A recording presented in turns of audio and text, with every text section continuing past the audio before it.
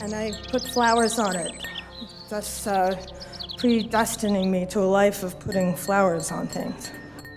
Flowers are known for being pretty, but when I think about them, I also like to think about the extremes.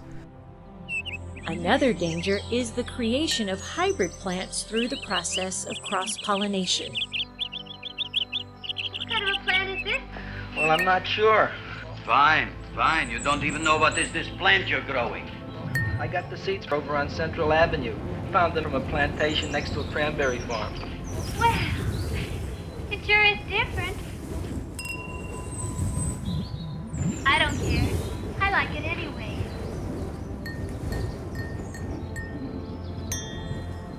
Cross-pollination is simply a process where two sexually compatible plants happen to cross by virtue of pollen being carried by wind or insects or possibly by water, whatever process, to fertilize another member of the same species. So cross-pollination happens all the time. And I shouldn't say same species because sometimes plants can cross that barrier without much trouble.